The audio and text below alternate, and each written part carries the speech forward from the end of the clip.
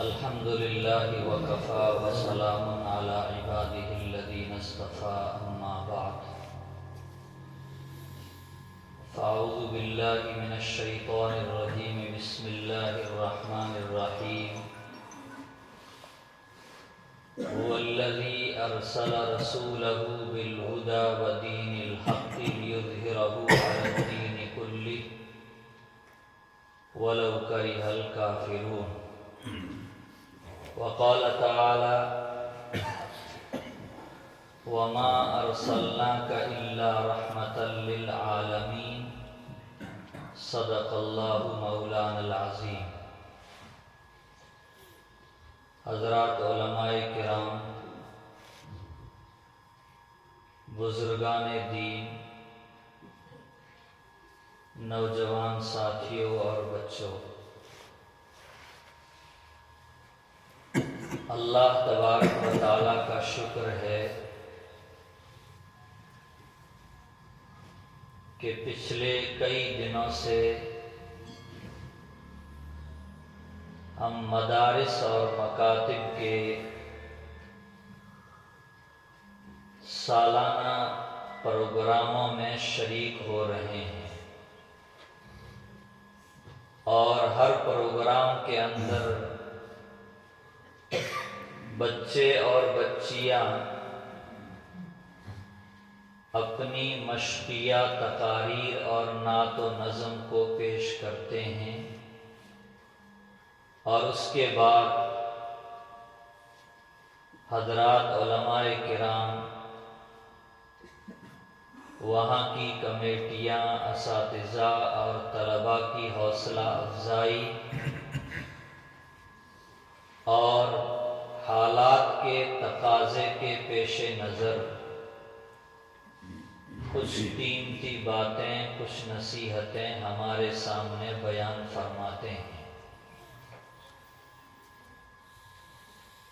میرے بعد دو اور بزرگوں کے آپ کے سامنے بیانات ہونے ہیں، اس لیے میں زیادہ وقت نہ لیتے ہوئے سیرت کی روشنی میں چند اہم باتیں، موٹی موٹی باتیں، جن کی وجہ سے اسلام دنیا کے اندر پھیلا، جن بنیادوں کی بنیاد پر ایک دنیا میں فکری انقلاب آیا، سوچ بدلی، نظریہ بدلا، خیال بدلا، عمل بدلا، ان چیزوں کو میں آپ حضرات کے سامنے 10-15 منٹ میں بیان کرنے کی کوشش کروں گا۔ اللہ تعالیٰ صحیح کہنے کی توفیق عطا فرمائے، ہم سب کو سمجھ کر کے اس پر عمل کرنے کی بھی اللہ تعالیٰ توفیق عطا فرمائے۔ میرے بزرگوں اور خاص طور سے نوجوان ساتھی، حضرت نبی کریم صلی اللہ علیہ وسلم جس وقت دنیا میں تشریف لائے ہیں، کیسا ماحول تھا، ہمارے جماعت کے ساتھی مختصر طور پر اپنی تعلیم میں اس کو بیان کرتے ہیں۔ علماء کرام مفصل انداز میں ان کو بیان فرماتے ہیں کہ آپ دنیا میں تشریف لائے، سب سے بڑا گناہ شرک کا ہوتا تھا۔ کس کا ہوتا تھا؟ شرک کا۔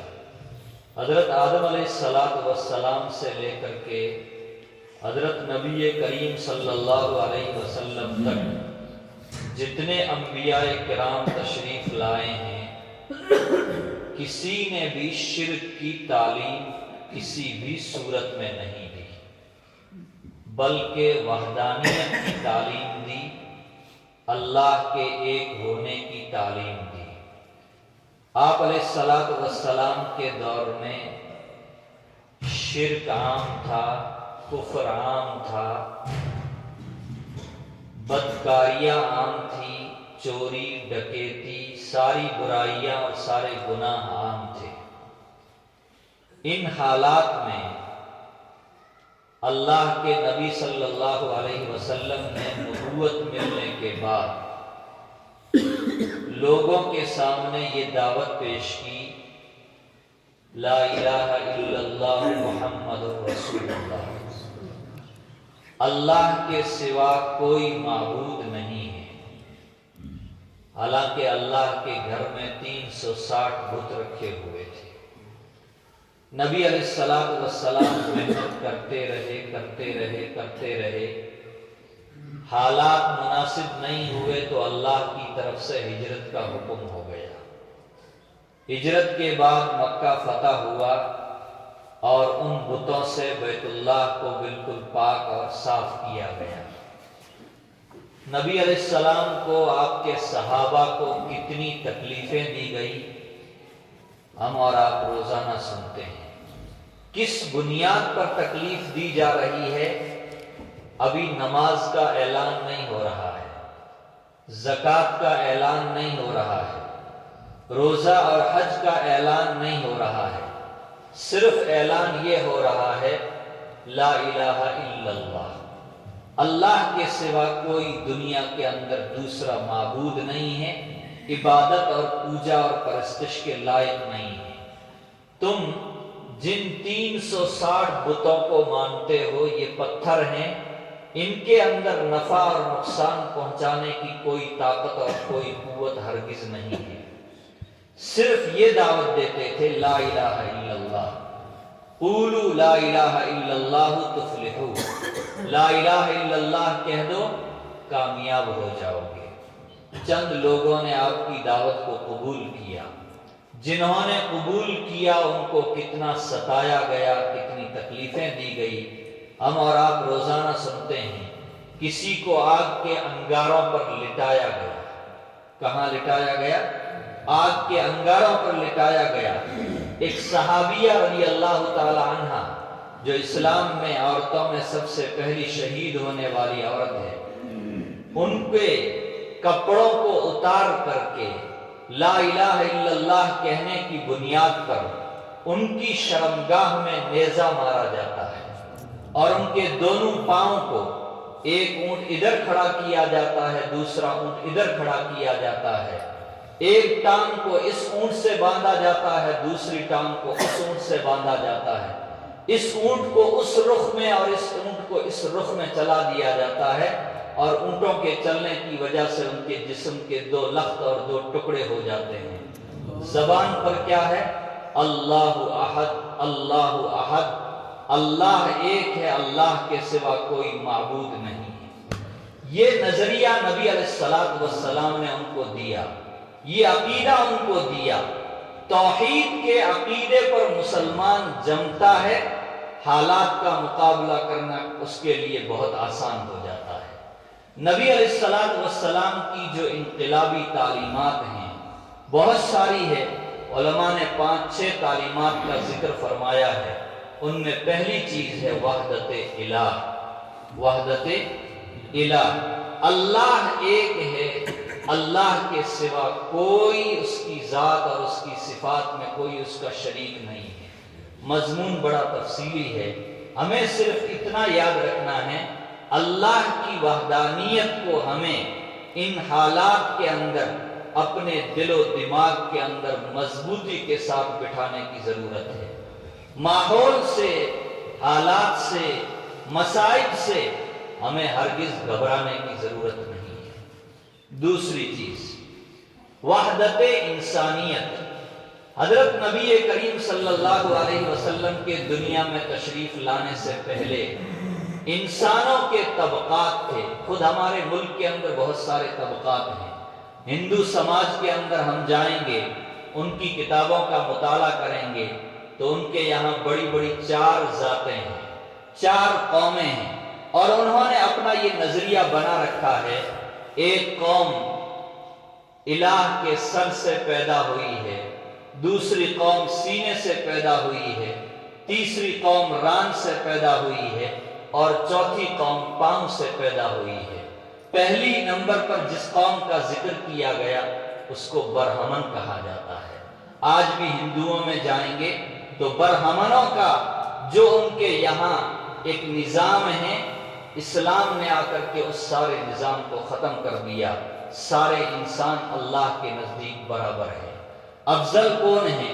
ان اکرمکم عند اللہ اتقاکم۔ اللہ کے نزدیک کوئی مفتی افضل نہیں ہے، کوئی عالم افضل نہیں ہے۔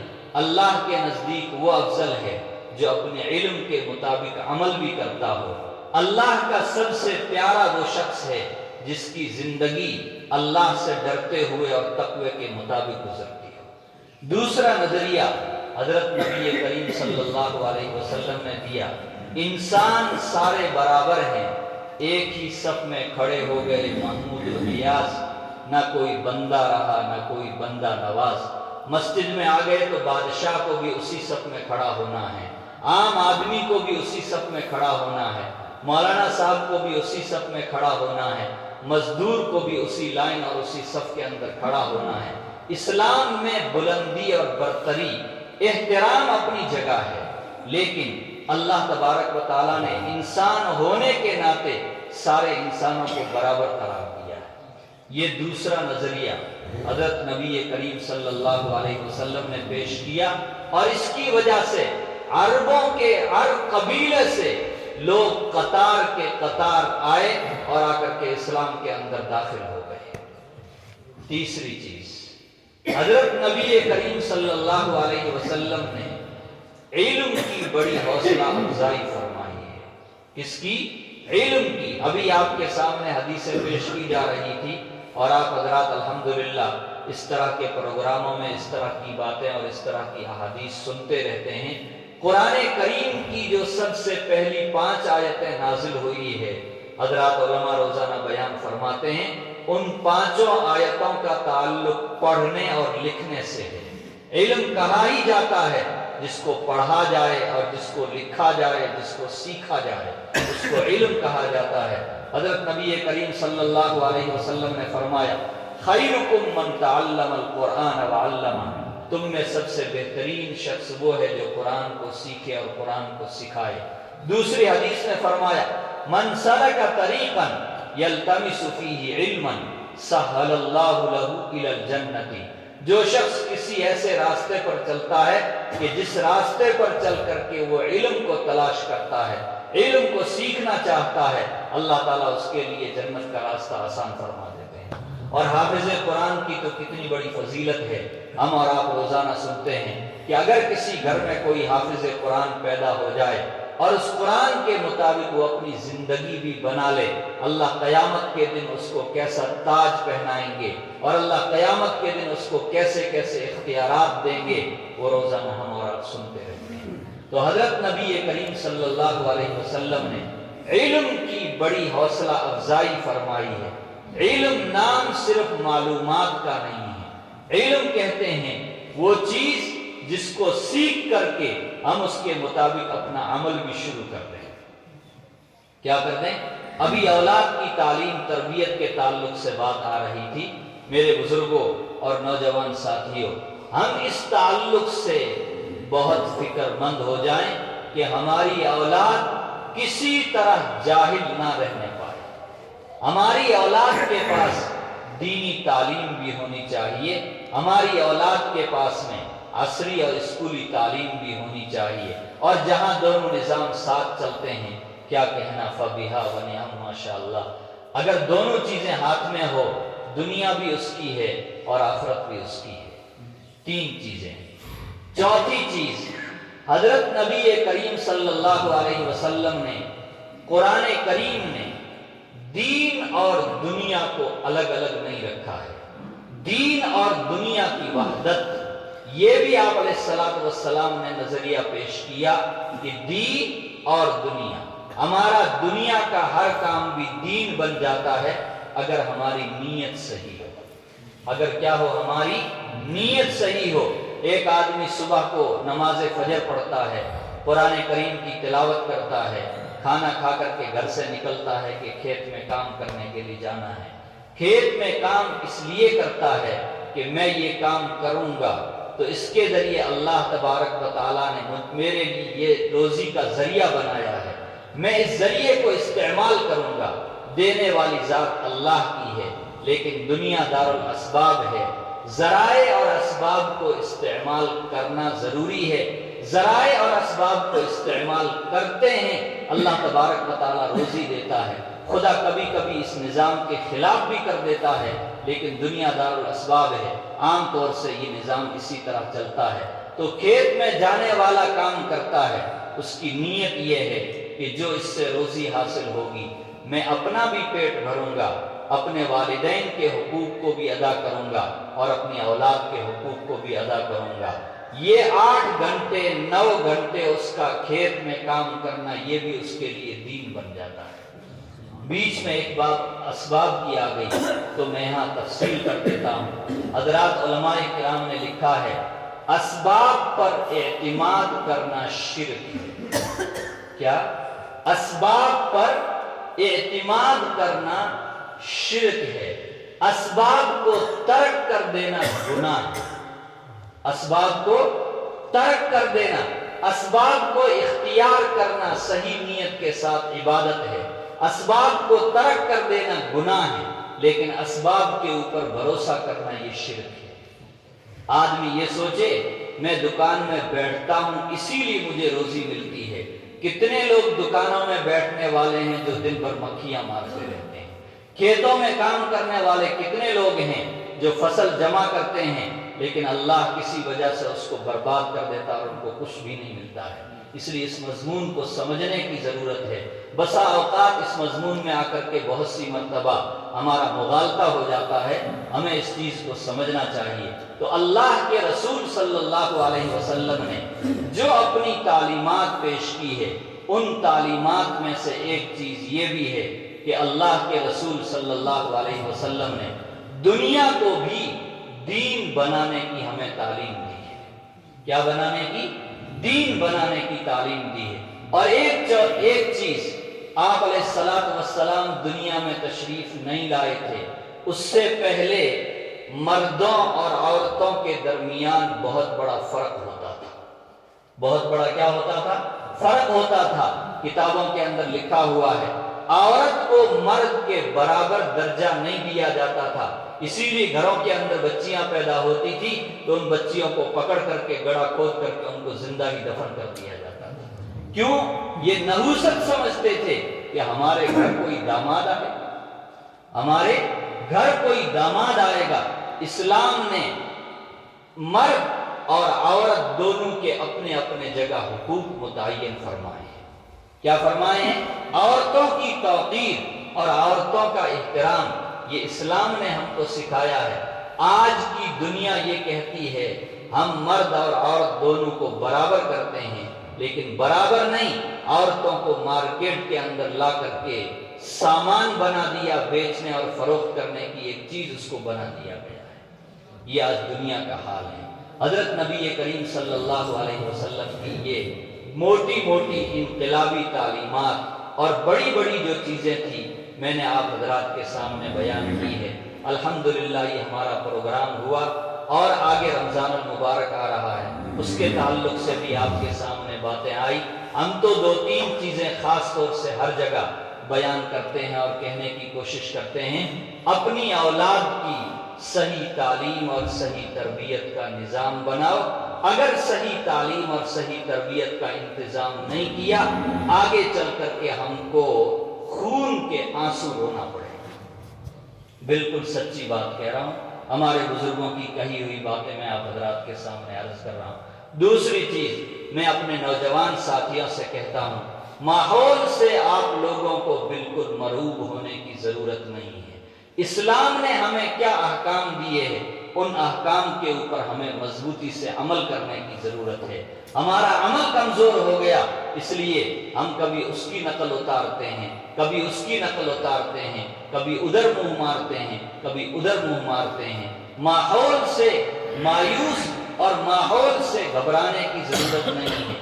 اللہ کی ذات پر اعتماد کر کے اسلامی تعلیمات کے مطابق اپنی زندگی گزارنے کی کوشش کرو.